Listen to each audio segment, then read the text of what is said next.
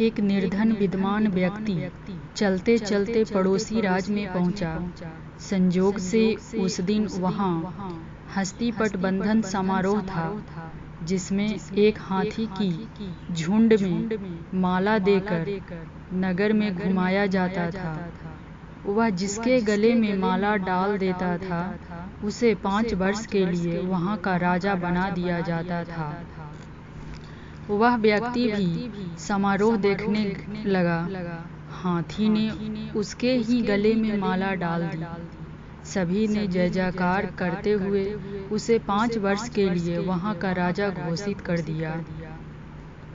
राजपुरोहित ने उसका राज तिलक किया और वहां के नियम बताते हुए कहा कि आपको केवल 5 वर्ष के लिए राजा बनाया जा रहा है।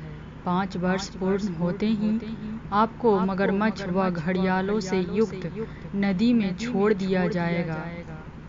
यदि आप में ताकत होगी तो आप उनका मुकाबला करके नदी के पार वाले गांव में पहुंच सकते हो। आपको वापस इस नगर में आने नहीं दिया जाएगा। वह निर्धन विद्वान व्यक्ति तो सिहर गया, पर उसने सोचा कि अभी तो 5 वर्ष का समय है, कोई उपाय तो निकाल ही जाएगा।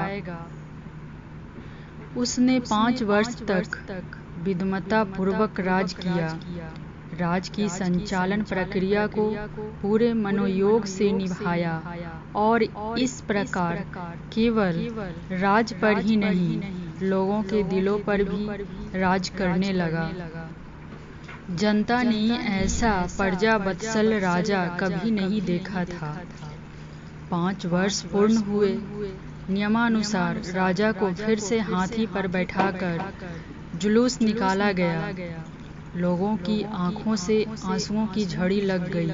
नदी के तट पर पहुंचकर राजा हाथी से उतरा। राजपुरोहित ने कहा कि अब आप नदी पार करके दूसरी ओर जा सकते हैं। अश्रुपूरित विदाई समारोह के बीच उसने कहा कि मैं इस राज के नियमों का सम्मान करता हूँ, अब आप मुझे आज्ञा दें। जैसे ही राजा ने नदी की ओर कदम बढ़ाए, लोगों ने अपनी सजल आंखों को ऊपर उठाया। जानते हो वहाँ ऐसा क्या था जिसे देखकर वे लोग खुशी से नाचने लगे? नदी पर इस पार से उस पार तक राजा के द्वारा बनाया गया एक पुल था, जिस पर राजा शांत भाव से चला जा रहा था, नदी के उस पार वाले सुंदर से गांव की ओर। दोस्तों, क्या ऐसा ही कुछ हमारे साथ भी घटित नहीं हो रहा?